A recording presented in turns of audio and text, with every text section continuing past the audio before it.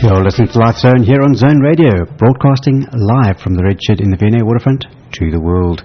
And you just heard Eric Clapton and Cocaine, ahead of that Sultans of Swing by Dire Straits, Roger Waters, Pros and Cons of Hitchhiking, and we started that mix with In Too Deep by Genesis.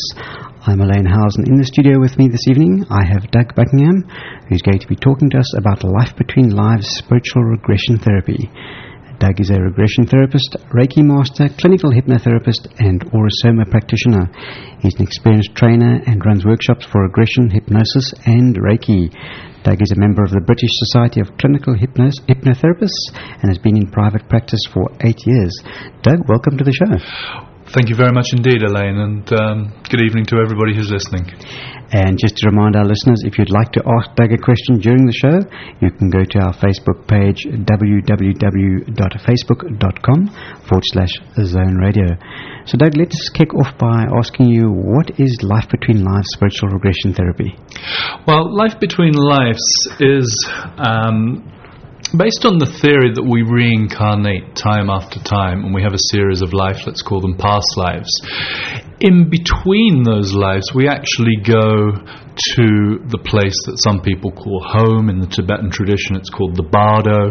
Some people call it the life between life space. It's where we do the planning for our next incarnation. It's also where we review our previous incarnation. Okay, what is the difference then between past life regression and life between life therapy? Okay. Generally, when people come for regression, they're coming for a couple of main reasons. One of them, of course, is curiosity: who I was, what I did, who was it who did that thing to me? Or sometimes they come with a problem, and they say, this isn't working in my life, and whether that's mental, emotional, spiritual, relationship, or job-wise, whatever it might be, generally they're stuck in some way. And we'll generally go down the past life regression, or even the current life regression route, to go to the source of where the blockage is, because generally there'll be a blockage at some point in their history. And when we can get them to find out where the blockage is and we can help them to transform it for themselves, then more often than not, whatever it was that wasn't working in their life clears up. So we kind of often use the past life regression route going into a past life to clear up something that isn't working. Life Between Lives is more about insights into the current life. It's more about reasons why you might have come into this life, why you've incarnated into a certain family, what your purpose in life is. Current life stuff at a deeper level. And talking about past life memories, why should one take those seriously? Well, I'm of the firm opinion that you don't have to. Fair enough. I just thought I'd say that to be slightly naughty. But, I firmly believe in past lives and the reality of reincarnation. However, I have worked with several people, in fact probably many people, over the years who haven't believed in them, but they've used the regression therapy scenario for the reasons that I mentioned earlier. They've had something that isn't working in their life and they've resolved it through regression. There are several different theories about past lives. Some people, of course, they say they're real. Some people say that it's the unconscious mind which is making up a slightly dissociated experience, so that when the person goes into the dissociated experience, they can unravel the problem without being too involved in it. Some people say that going into a past life is like going into the collective unconscious, what Carl Jung called the memories of everyone who ever lived. And some people say that it's something that's encoded in our DNA. As far as I'm concerned as a therapist, I've seen all of those things to be real for people. I've seen lives, for example, which really don't seem to be that real at all. But the point being is that the person's actually got the healing or the transformational experience out of it that they needed. And for me, that's the main goal of regression therapy. It's curiosity is nice, but it's actually how you bring about change in your current life, which is the most important thing for the therapy as far as I'm concerned. And why do people think that Life Between Lives is the most profound wisdom that is now available? Yeah. Well, I think to answer that question, it's like a lot of things. If you theorize about them, you can only get a part of the way there. It's actually when you have the experience that you know for sure that to be real. I remember one of my, I trained as a clinical hypnotherapist, and I spent a couple of years training as a clinical hypnotherapist, and I felt as there was a hole somewhere in my learnings and in what I could offer my clients. I was quite successful, I loved what I did, but there was this gap. And in my clinical hypnotherapy training, we'd actually covered regression in a single morning. One of the turning points for me was reading 2 books by a chap called Michael Newton, which was Journey of Souls and Destiny of Souls, which is all about life between lives. And he was the originator, really, or one of the originators who brought this work into being. And when I read those books, I had for me it was a complete knowing.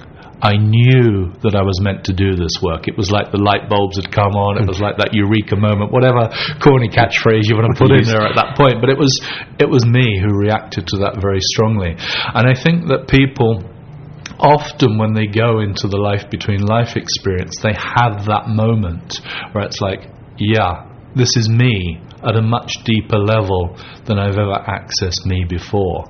It's like we've moved away the personality, we've moved away the dramas of every day, and they've found their authenticity.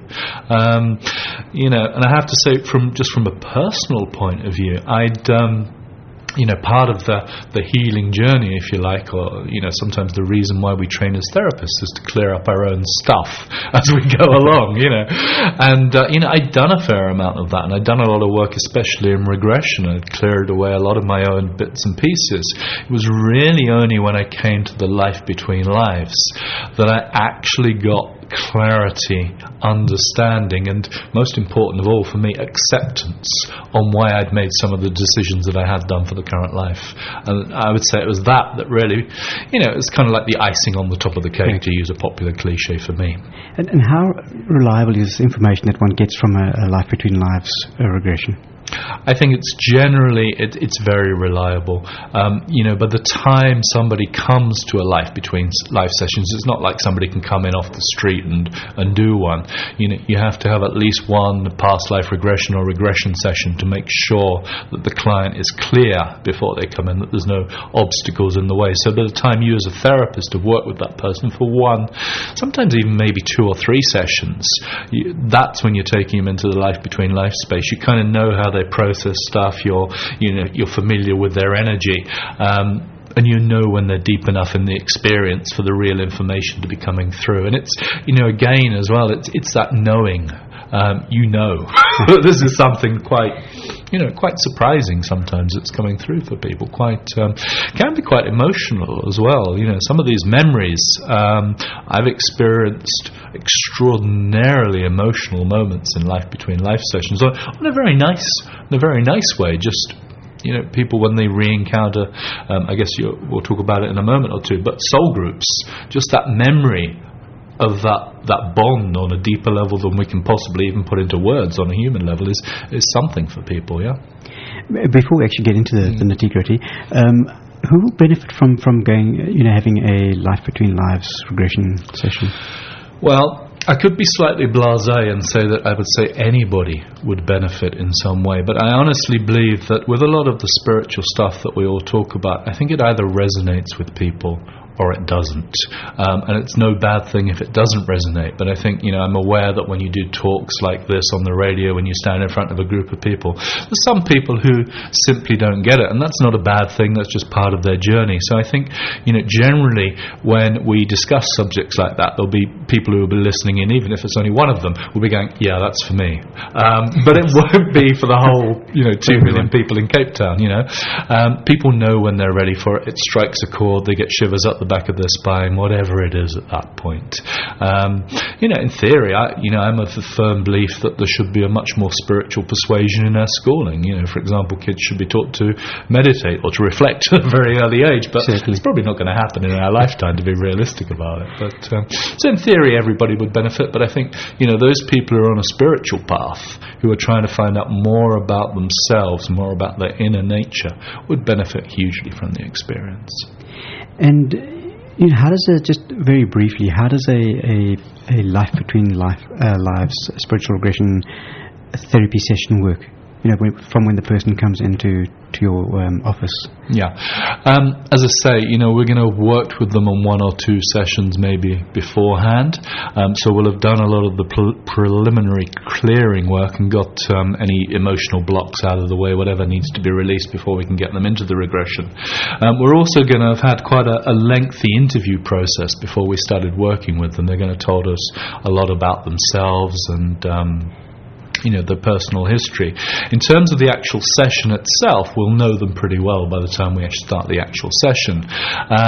What we start off with is we start off with a list of questions, a bit like the list of questions you've got over there for me today. A list of 15, 20 questions that they need to ask, maybe about their life purpose, maybe why they chose certain parents, questions of that nature. And we'll start off the session basically by taking them quite deeply into hypnosis with standard, for want of a better word, or more conventional, if you like, past life regression or even current life regression. We don't need them to be particularly deep. The past life memories aren't deep. People can recall them in a fairly light state of trance. With these life between life memories, we need to get them a lot deeper. So we'll use quite a lot of hypnosis to make sure that the level of trance is deep enough. So that'll be the first part of the process. And then what we'll do, it sounds like a fairly linear process, but we'll take them into the preceding past life, the one before this current life. We'll take them through that to the end and through the death point, and then into the life between life space. And in terms of when you're hypnotizing someone, does everyone go under, or are some people sort of not easily hypnotized? There are going to be some people who are a little bit more resistant to it, but again, reason for the one or two sessions beforehand is to determine that you've got the right people there. You want to make sure that you can do the job that you advertise. There will always be a few people who are a little bit more resistant to it, but generally there's a reason, and it's something that can be cleared up with most people. Being overly analytical, which a lot of people in life are, because that's what we do. We think with our head quite a lot, can be something that we need to help people with before we get started. But what I quite often do is, if people book into a life between life session, it is an important part in their own personal journey. So one of the things that I'll do before they even get anywhere near the first regression session is I'll send them a relaxation MP3 or a hypnosis CD or something of that nature, so they can start to get used to the process. I've never had anyone, I have to say, who wanted to come for a session, who was committed to come for a session, who we weren't able to get into that space in one form or another. Sometimes it's taken a little bit longer with some people, but it's been, it's always been possible. And hypnosis is a naturally occurring state anyway. We go into hypnosis a couple of times a day when we fall asleep at night.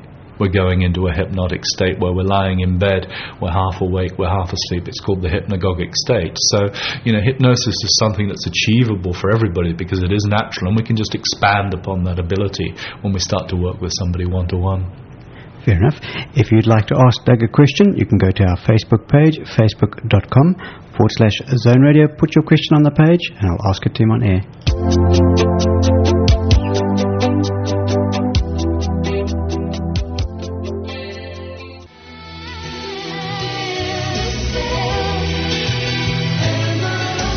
That was the Bangles and Eternal Flame. Ahead of that, Cyndi Lauper and Time After Time.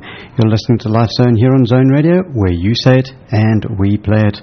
I'm Elaine Howes and my studio guest is Doug Buckingham. Doug, before the break we were talking about past lives. Is there any sort of proof to support past lives? Well, I always think it's going to be a very difficult area to actually provide clinical proof, but there's quite a body of work that's out there that does support the theories, if you like. I mean, first of all, you've got the obvious thing that there's a whole number of therapists who are practicing these regression therapy, past life experiences on a worldwide basis, and they're all getting a lot of resolution for their clients, and I think that's the most important thing of all. On a slightly more clinical note, there was a chap in the 60s called Professor Ian Stevenson, who used to work at the University of Virginia in the US, and he was given a grant by the family who invented the Xerox machine to go out and investigate reincarnation. Rumour has it was about £1 million in the 60s, which would have been quite a lot of money, of course. And Stevenson, what he did was to investigate past lives of mainly children, and mainly children in isolated areas. And the theory behind that was a couple of fold. Firstly, children tend to retain these memories whilst they're still young kids, or there have been more instances of children doing that. And secondly, the idea of going into isolated areas at the time, places like Indonesia, India, places like that, simply didn't have the media exposure that they have today, so the children couldn't possibly have read about these things or seen them on the TV. And what Stevenson and his team did over 10 or 20 years even was they investigated several thousand cases of reincarnation. There was a very famous one of a young girl called Svanlata Mishra, who had very clear memories of being born in a village in India 100 miles away from where she lived, and having died 7 years earlier. And there was a team that was sent to investigate that, and they investigated several aspects of it, like letting the girl lead them to the village and navigate them around the village, and then they introduced her to people. And the team even brought in ringers, if you like, of people who weren't in the family, and said, "Oh, your cousin Bob," or whatever his name was. And of course, it wasn't cousin Bob, but the little girl was able to actually spot that. And there were several cases like that. At the end of that particular one, they said they had to approach it pretty scientifically. So they said, we have 49 objective points that lead us to believe that this is a serious case of reincarnation. However, we can't definitively say because we're scientists, which is fine. But there was quite a lot of information that Stevenson came up with as a result of that. And he produced several books. They're quite big reads, I would say. You've got to have a real clinical scientific mind to read them. But one of them was 20 Suggestive Cases of Reincarnation, and it was all about the experiences with children. So there was a lot of evidence there, and of course children. There's a lot of cases around of children who have these memories. Sometimes children come through with this astonishing wisdom sometimes, and we think, heck, where did that come from? So now, what is the difference between a near-death experience and an inter-life experience? Well, that's another area where we sort of move into as close as we're probably ever going to get for proof. As you're probably aware, the whole near-death experience really started to gain a bit of momentum in the mid-70s. People like Elizabeth Kubler-Ross, Raymond Moody, and Kenneth Ring were writing books. They were collecting books. They were collecting stories and writing books about people's near-death experiences, where people had mainly cardiac arrests, and they'd been clinically proven to have died. But what had happened was, of course, they'd come back to life. They'd been resuscitated in some way. And when they came back, they were able to recount their experiences of meeting dead relatives or dead ancestors. They were going through tunnels. They were going into places of light. They were they were having a little bit more intimate knowledge, if you like, about their own lives being revealed to them. And what was quite interesting, one of those authors in particular, Kenneth Ring, came up with a list of common themes from people who'd had near-death experiences, and it was a greater appreciation for life. It was a greater concern for the environment. It was a greater movement into a spiritual path. It was kind of all the things that people who come for a life between life session get. And some of what we call the core experiences of going into the light, meeting your dead ancestors, meeting what people refer to as spirit guides, are common experiences between the two. There's a lovely story which people can access on the internet, and I shouldn't call it a story because it's a truth, of a lady called Pam Reynolds, who had probably one of the most lucid near-death experiences, if you like, in Atlanta, Georgia, in, I think it was 1991, though, excuse me if I get the date wrong. But she had a large aneurysm on her brain, and in order to operate on it, the doctors had to kill her. They had to basically take the temperature of the body down to some crazy temperature like -40, and she was basically clinically dead. The brain had stopped registering any functions. The body was completely shut down as well. And what happened in that experience, and if anybody is interested, I do suggest they look her up on the internet. She was able to recount a lot of the things that happened firstly in the operating theatre that she hadn't seen. She was able to draw a lot of the instruments that had operated on her head. She was able to describe as well leaving her body, which she described as a Wizard of Oz-like phenomena, being taken up in a tornado or a vortex. She was able to describe being met by her grandfather, I think, and then becoming aware of her grandmother and feeling as though she was receiving healing. And it was kind of communicated to her, and she was talking about how it was communication, but it wasn't communication as we know it. That, she was meant to go back into her body, that it wasn't her time to leave. And she started, because she was in what she described as a being like inside a light bulb, I think she called it. It was so bright. She kind of wanted to stay there, but she was aware that she had 2 children to raise. And so eventually they started to bring her back. And the bit at the end is sort of amusing for something which is quite so serious, but she says, then she saw that thing lying there, and it was her body, and she said it just looked like a train wreck. And she really didn't want to go, and I think it was her uncle who brought her back into her body, and she said, well, I'm pretty sure he pushed me.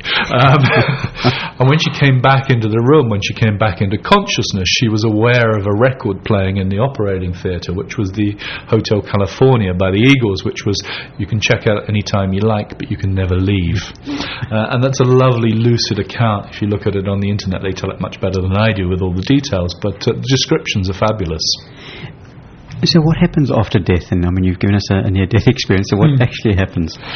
Yeah, well, what happens is that we leave the body. Our soul energy leaves the body, and it will, if all goes well, we will go into what's called the light realm. I know you've read Andy Tomlinson's book, who's my teacher. Andy set up the Regression Academy in the UK, and in his book Exploring the Eternal Soul, he talks about there being 3 realms, basically the physical realm, the denser realm in which we live today, the astral realm which we travel through, and then the light realm, if you like, which is where we go when we go home, the light realm, the bardo, the life between life space. And the idea is that basically we get all of our energy out of the physical body and we get it up into the light realm.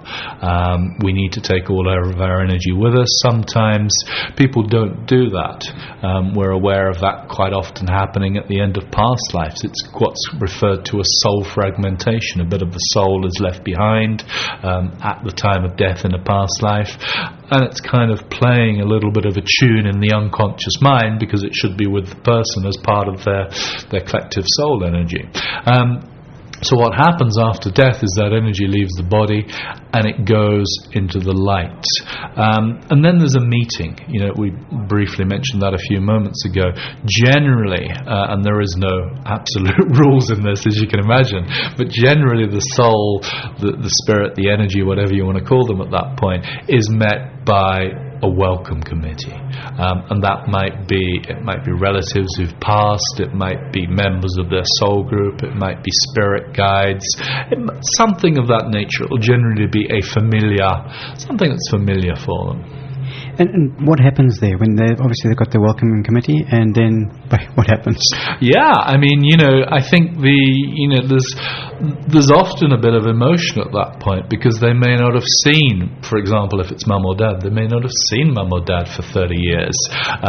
They may not have seen the spirit guide since the last lifetime. There can quite often be a bit of emotion, but it's quite an energetic thing in the sense that the person is starting to literally to be welcomed, to be made to feel at home again, to settle in, and it's generally like a I'm home type feeling, and that's the most important part. Also at that point, and it may not be immediately at that point, there may be a bit of healing that happens. There may be a bit of a past life review of what happens. Both of those things will happen at some point during the experience, but they might not happen immediately. The review is very much, it's very much necessary to see what the patterns are of the previous life, how they result to incarnations even before that.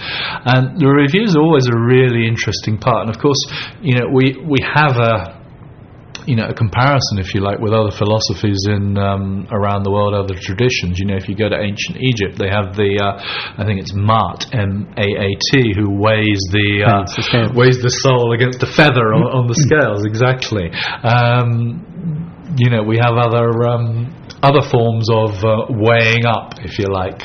What we find in the life between lives is that there is an absence of judgment, and that's the most beautiful thing. This whole idea of judgment seems to be part of the human experience rather than anything which actually happens at a soul level. And the spirit guides, whoever's involved in the spirit in the past life review, is generally quite encouraging. They're generally quite helpful. It'll be the client or the soul who's just gone up into the light who may be inclined to judge themselves at that point. And this welcoming party that's there, I mean, is it actually people that you can actually see, or is it a feeling or an energy? It's all of the above, to be honest with you, Elaine. I see these, or I sense these things to be primarily energy. Solely energy. However, I think people need to put their own filters on it. They tend to unconsciously put what makes them comfortable, what feels familiar to them. And sometimes people may put faces to the energy. Sometimes they may put feelings to the energy, depending on whether they're kinesthetic, whether they're visual. Sometimes it's simply a knowing that this is Uncle Bob who's meeting me. It's a sense of that energy. And it doesn't really matter if there's a filter there or not. I think it's primarily the energetic knowing that's, again, quite a deep internal thing that's the important thing. So it could be any one of the above. I know that when I first started looking into regressions, for me it was very much I've always been a knower.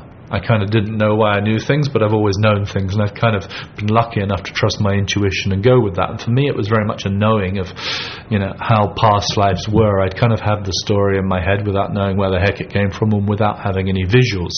As that's developed over time, for me, the visuals came in, the feelings came in more and more as well.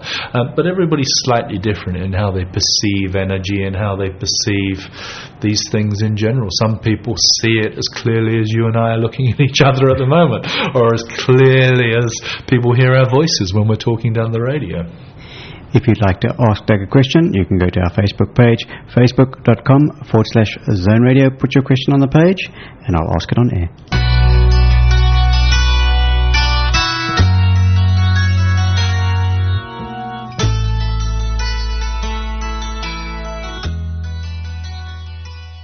This is the Life Zone on Zone Radio, playing the music that you want to hear. I'm Elaine Howes, and you just heard Hotel California by the Eagles. Just to remind our listeners, if you would like to ask our guest Doug Buckingham a question, you can go to our Facebook page, facebook.com/Zone Radio. Hotel California. You're pretty quick getting that out of the cover there, yeah? We're all prisoners here of our own devices, and you can check out any time, but you can never leave. Now, I would assume that is you can check out any time, but you can't leave until you've obviously learnt your lesson.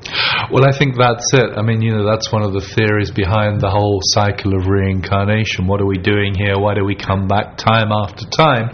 And it is to experience a series of lessons. It's to learn. This world, this crazy world in which we live, where we experience a series of polarities, the good, the bad, the right, the wrong, all of the polarities in which we live, is something that we don't have when we go home. So to come into this world, the interesting thing that comes out of the life between life work is that to come into this world is a choice. We choose to experience, and that may seem a little bit bizarre at some levels, that we would choose to have experiences that we label as bad or unpleasant from our personality. Sometimes things suck in life, so the idea that we've chosen this is a little bit crazy. And I have had clients come to me in the past where quite rightfully, they're rooted in their whole victim consciousness, for want of a better expression. This was done to me, that was done to me, that happened. And one way or another, we've allowed them to get themselves to the point where they've realized that they have made these choices for themselves. And sometimes when people come in from that place where they are stuck as the victim, and they go out, however long it is later, as the creator, as with the realization that they chose, it is so amazingly liberating. And as a therapist, to be part of that process, it's just fabulous.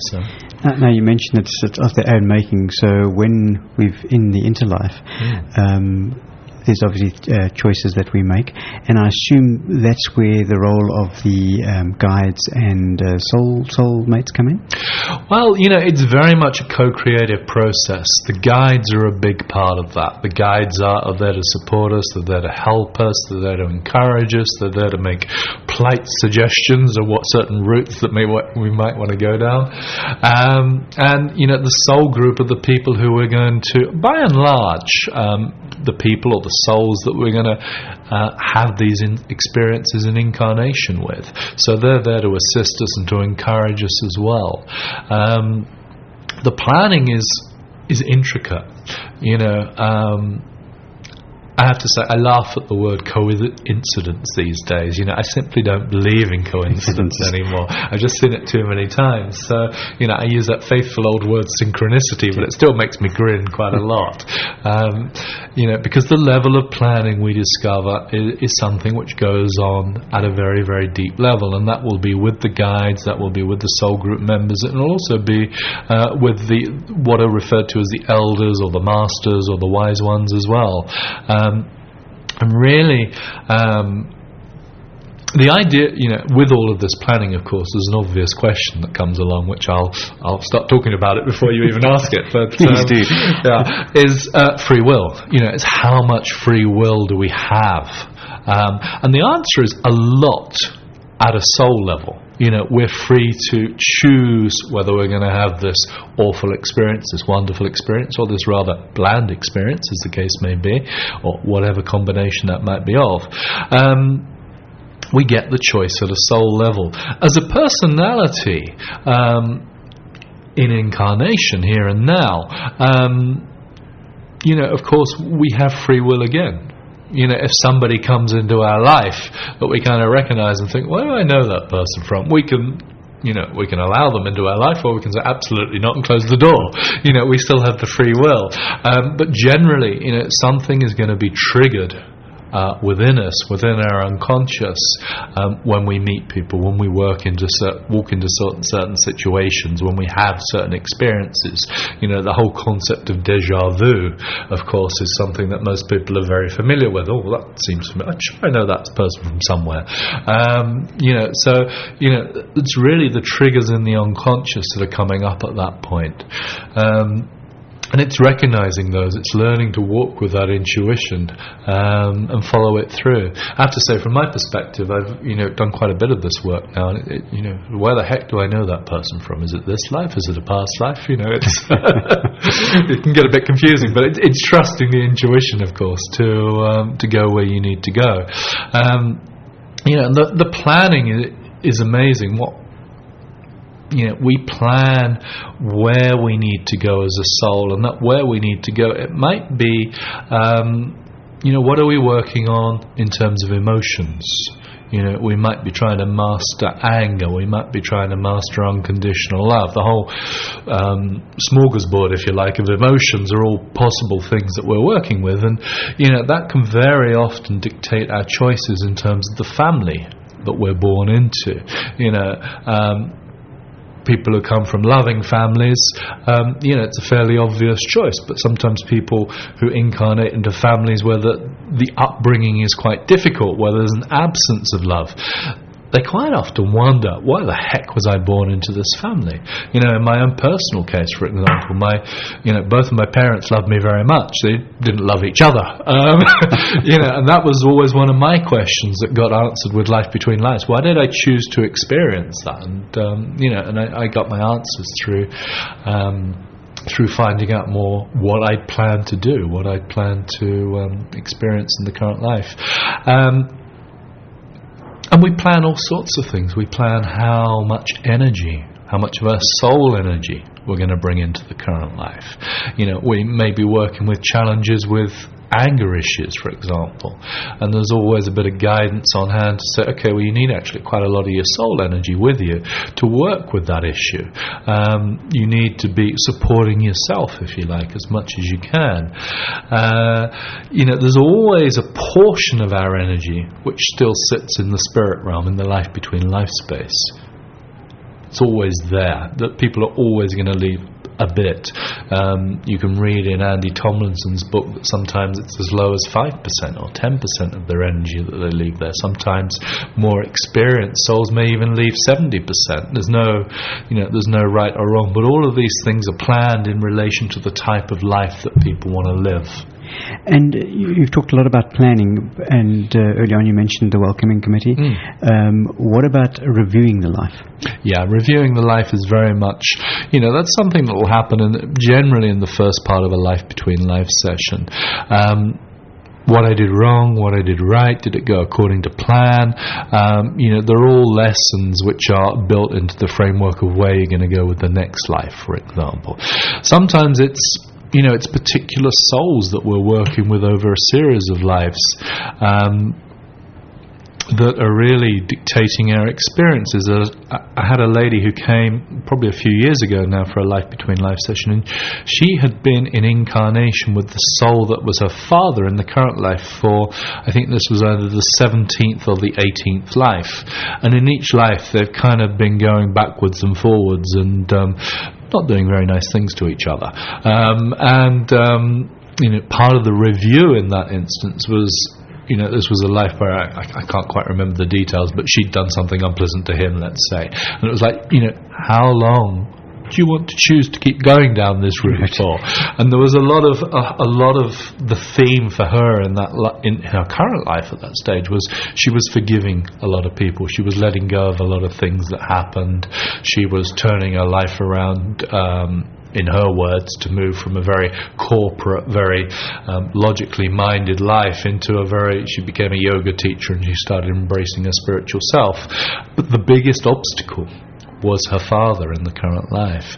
So it was really sort of seeing what had happened in that past life, and the review of that was quite important. We often work with forgiveness or understanding. It's very important to have forgiveness at a soul level, to realize that these things are planned.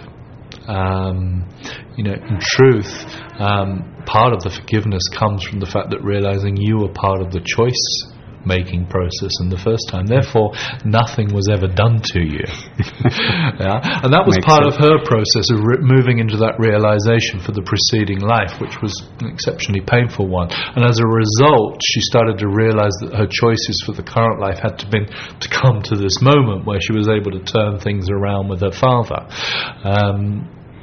And so that really kind of governed where she was coming to in this life. Now you mentioned there are some souls that you go through various lives with, and or soul groups. What is the purpose or importance of soul groups? It's learning, it's support, it's it's a bit like having mates on the educational experience, if you like. There is, of course, there's the common expression in everyday life is soulmates, and people sometimes they read the popular press and they believe that the soulmate means somebody who is like their other half or their perfect half. I tend to refer to it as soul group members. And soul group members will offer us our biggest lessons in life, and they're not necessarily the prettiest lessons in life. I can confess on radio that I've dated at least one of my soul group members, and it wasn't the prettiest experience. However, it was very helpful in my own personal development. One person who I believed to be a soul group member really kicked me into this stuff. It was a result of a failed relationship in the current life, and I wouldn't be sitting where I am today and doing what I'm doing at the moment in Cape Town and a few other places if it hadn't have been for that person. So at the time, the experience was quite It wasn't that pleasant. But with the genius of hindsight and a bit of forgiveness and all those other things, I'm so grateful to that person, and I have no doubt that she's a soul group member who pushed me where I am. Now, when you die and you come to the interlife, you mentioned there's the review, there's the planning. Do you go straight into the planning and the review, or is there a stage before? Yeah, there's no set routine, really. We kind of have our, let's call it our roadmap, for want of a better expression, of how things might work. But there's no telling the way in which things will work. We as therapists, the way that I would imagine most regression therapists are trained, but certainly the way we do it at the Regression Academy, is there's an absence of leading questions. We don't want to tell people to go to this place. We want people to do it of their own volition, for it to be more spontaneous, so we can get a real experience. So we try and avoid leading as much as possible. Sometimes people need a little bit of steering, but we try and avoid saying, okay, go to the place where you're going to do the planning now. It's more about letting it flow. So there's no set order. Sometimes, there's a variety of places that people can go. The past life review, the welcome committee is generally a standard one.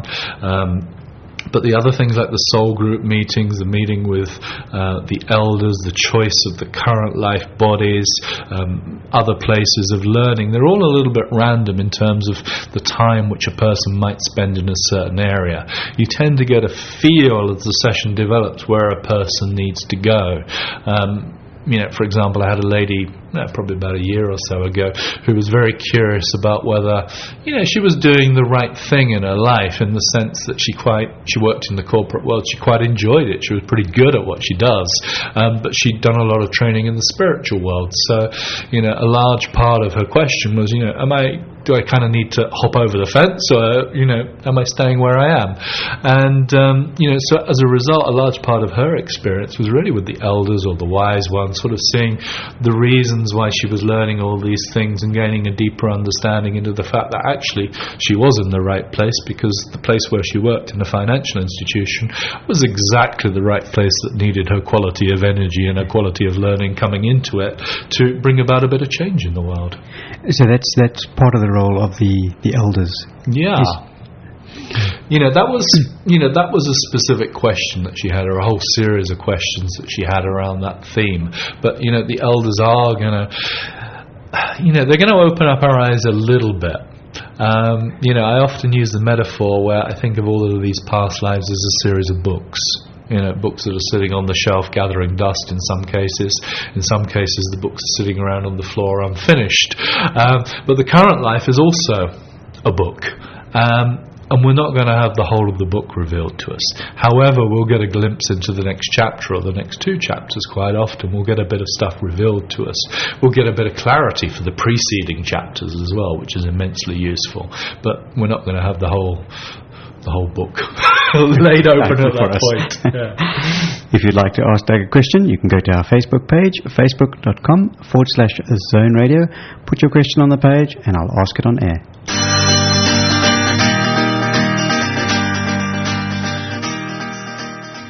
I'm Elaine Howes, and you're in the Zone, One Zone, Zone Radio, and you just heard El Stewart and One Stage Before. Just to remind our listeners, if you'd like to ask Doug a question, you can go to our Facebook page, facebook.com/Zone Radio. Doug, back to our discussion on life between lives, yes. Regression.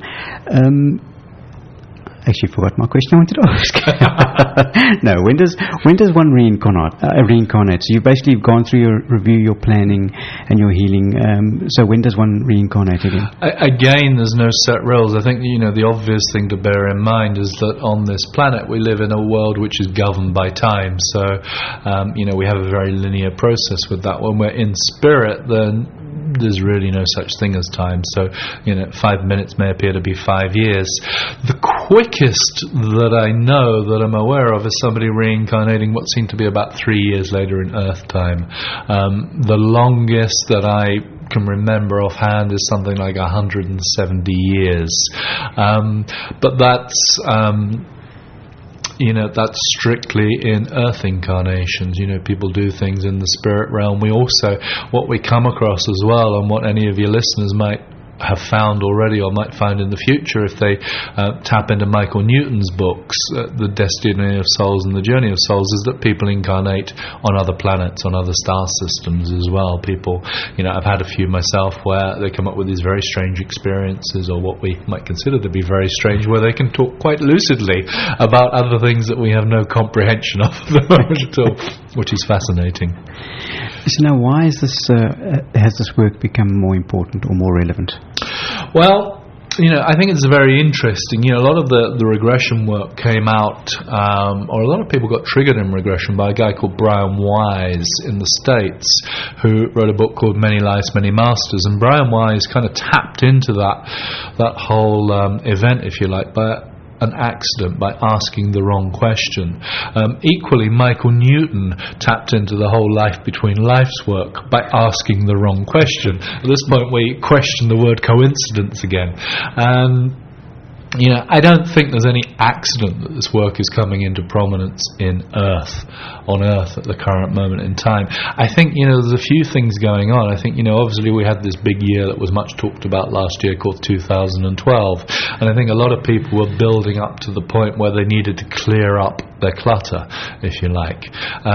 There are changes taking place on Earth at the moment. I think if you look around the world, you can see that a lot of things which are not truth, if you like, a lot of financial institutions, a lot of political systems are kind of starting to fall apart a little bit.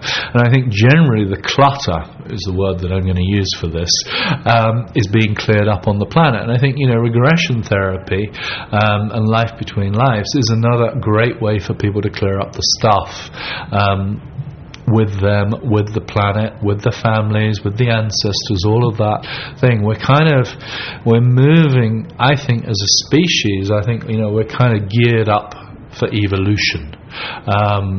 We sit here in our three-dimensional world with our five senses, for those of us that are fortunate enough to have five senses working properly. But I think we're actually geared up to move into a place or a space where we become aware of the fact that we're multisensory beings. A lot of people who are clairvoyant, psychic, talk about a sixth sense. A lot of us are working with our intuition on a daily basis. It's kind of really tapping into what I consider to be a reality, that we're working with more than we can see, smell, hear. There's a lot more going on than that. And for me, that's the evolution of the human species. It's to move into that place. An American spiritual teacher, Caroline Myss, calls it Homo Noveticus, the new human, where we kind of embrace all of these gifts that people have just as a way of being, rather than the place where we are at the moment, where it's considered slightly strange or slightly unusual, but if it works, we like it. So I think we're evolving, and I think part of the process of all of complementary therapies that are coming into being at the moment is to help us evolve. I also think it's quite interesting that, if you look around the world, a lot of health systems in the world are failing. The one in the UK is pretty miserable. I don't think it's that great in South Africa. So, what's happening there? It's as though the physical system and, the physical healthcare isn't working quite as well as it used to. And hey presto, there's another coincidence that a lot of energy medicine is coming into place at the moment, where we can start to fix, for want of a better word, a lot of ailments through crystal therapy, through Reiki, through regression therapy, through this and that. There's no accident there. There's a very clever plan in the universe that it's the right time for all of this stuff. And now, does one have to believe in life between lives regression therapy for it to actually work? No. Not really. I think you just have to have an open mind. If you've got the kind of mind that says this is rubbish, then it's probably not going to work. But if you come along and you say, hey, this is interesting, can I experience it? Then yes, you'll get a very good experience. I have to say, some of my more textbook sessions, which were real ratifiers for me, were people that I've met in a very normal walk of life, who've come along and they've had a session, and their sessions have really been textbook. They've gone from A to B to C to D and they knew nothing about it. And that for me is, I had one of those. I think it was about the second person I ever worked with after I'd qualified, and as though she'd read the manual. It was fabulous. Made my life easy. Now, if people want to find out more about this, I know you've got some workshops coming up. Yeah. if you want to just tell us about those workshops. Well, we've got a few talks coming up in Cape Town this week. I'm speaking tomorrow night at Vintage Soul. You can find that on Facebook. If you Facebook or probably even Google Vintage Soul, there's a lady called Karen Whitehead who's organising tomorrow night's talk, which is called The Journey of the Soul. A bit more focus on past life regression, but just generally a lot of the stuff that we've been talking about tonight, a few more stories. I don't tend to plan these things. I tend to go with whatever comes out, so it won't be the same as today. On Tuesday night I'm talking at the Centre for Spiritual Philosophy, which is in Sea Point. A lady called Sylvia Katz, and on Wednesday night I'm talking at the 8 o'clock club in Rondebosch. The talk there is called Beyond Limitations. It's a little bit about how we can start to push ourselves as humans and why we shouldn't let the limitations of the past life and the current life restrict us. And then I have 4 days of teaching. We're actually coming to it's the final module of the regression therapy training in Cape Town. It's a series of 4 modules over the course of basically this year that it's been running, so it's the 4. I'm pretty lucky I've got to come to Cape Town 4 times this year, and this is the final one that we're doing. We plan to start regression training again next year for anybody who's interested. We're also doing training in Life Between Lives in March, I believe, in Cape Town. So we have a few things coming up in the future for sure. All right. Now, if people want to actually get hold of you for more information or to attend these workshops, what are your contact details? Okay, you can contact me, Doug Buckingham, and my email is info at dougbuckingham.co.uk, or they should contact Anna Prinsloo at the School of Intuition and Healing, or if they look on my website they'll see the contacts, for example, for Monday, Tuesday and Wednesday, which will be Karen Whitehead, Sylvia Katz, and the 8 o'clock club. But any way will work. If you go on my website you'll find the contact details for everybody. I don't have Anna's number in my head, unfortunately. But, I've got that number, so I'll actually put that up on the Facebook page for you as well. Thank you. And the rest of those details.